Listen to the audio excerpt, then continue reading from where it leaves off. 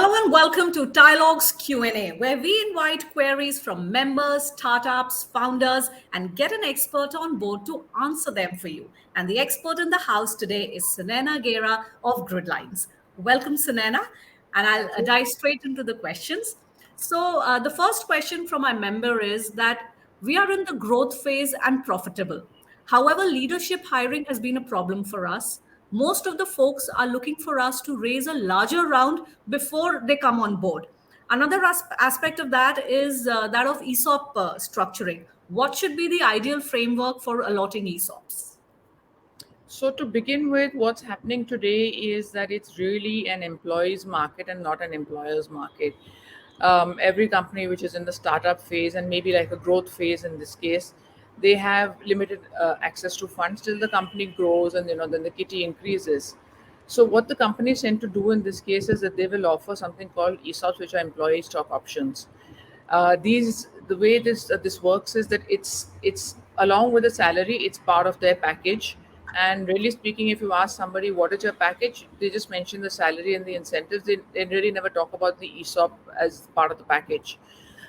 In a lot of cases, what's happened, so these ESOPs basically can then be cashed out at any point in time. So it can be done on an annual basis depending on how the company decide to structure it. It can be when the employee is quitting, and this only applies for listed companies because there has to be market value to it, and the shares have to have a value to it. If it's a private limited company, then obviously there can be no valuation put to it. And of course, any company which is a small company obviously cannot do this because then it's something which is there's no market price to it. Now the challenge that is being faced is, like I said, the candidates are expecting much higher salaries and companies are not able to pay it, and then they're talking about the next round. The reason they want to wait for the next round is because then they feel the company will be more cash rich by then, and then maybe then they can afford the higher package rather than do the package plus the ESOP. So the employer is basically trying to keep the package down, the employee is trying to bargain for a higher salary, and it's that balance and trade-off which is really what's happening right now. uh, Okay. the second part of it is that what are the compliance checks on this is what I think is another aspect that they've asked. So really speaking, there's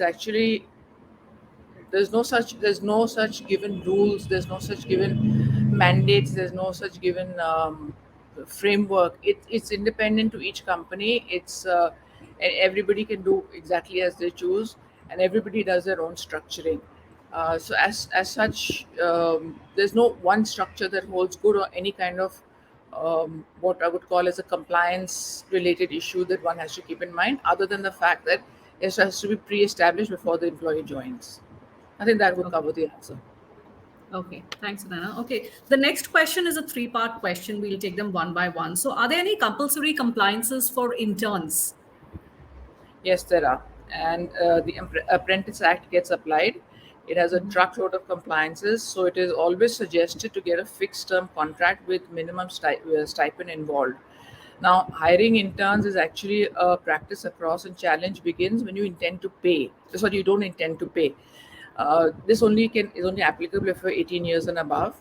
And so what happens is, if the company decides that the intern hasn't performed and they want to then not compensate as was agreed, then that's when the challenges come up. But the intern is covered by the Apprentice Act, and that must be applied. And like I said, it has to be of a minimum age. The candidate has to be minimum age of 18. Okay. So, the next part is how to decide ESOP percentage with salary. I think so. Partly, I answered that question in the first part itself, wherein I mentioned that ESOPs are dependent on company to company. Every company decides how much to give as part of the ESOP structure, how much to give as the fixed, and how much to give as the compensation. Uh, Depending on there are companies where I know somebody was expecting a salary of a crore and he was offered 50 lakhs and the balance in ESOPs. Obviously, the employee didn't take it, but there are cases where, and that was at a CEO level. So there's no such fixed rule. It's really dependent on organization to organization, their growth phase, their ability to pay, and their desire also in some ways to pay out. Or they feel that if the employees kind of invested with them through stock options, then the chance of motivation of the candidate, which anyways at the senior level is high, but then the motivation levels are that much higher, and the candidate then will work that much harder towards getting the goals. Okay. The third part and the last part of this question is employee hiring precautions and layoff procedures that a Yeah. company must follow. Very critical. Hiring procedures, hiring precautions. I think you need a background check. There are companies who do the background check. There are softwares available. You need to check the career history. Sometimes you need to get it ratified. Sometimes you need to get it actually cross-checked by the past employees. You need to be very, very clear about your terms of employment, and everything comes in your offer letter.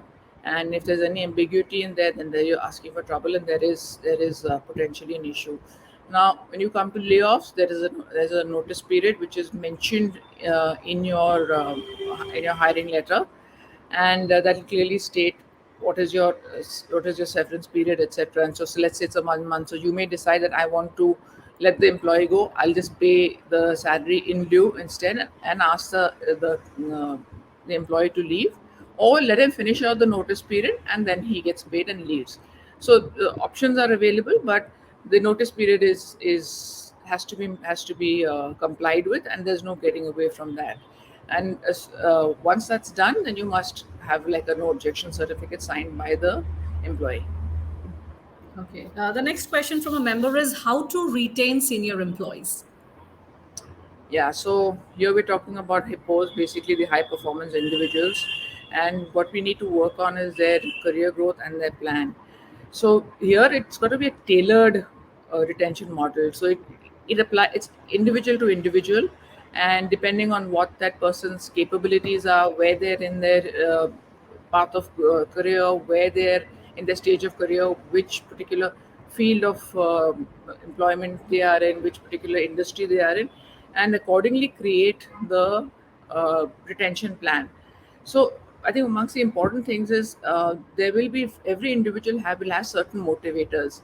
I'll, let's say for me, for example, for me, I think salary is not such a big motivator as the company culture, the respect, the ability to take decisions. Sometimes a lot of employees just want the ability to take decisions free of what the owners would say, because then it just stagnates and it just delays the whole period. So you've got to identify what is your motivating factor, and then accordingly create this for your high performance individuals. And I think a lot of them is then, of course, the natural part is the incentive, the lucrative schemes, which is the cash offers or whatever the bonuses, the incentives, the ESOPs if possible. So all that, of course, then comes into consideration. But the most important part, I think, is creating a tailor-made solution for the candidate. Thanks, Sunana. We have more queries coming in, so we will continue this Q&A session next week.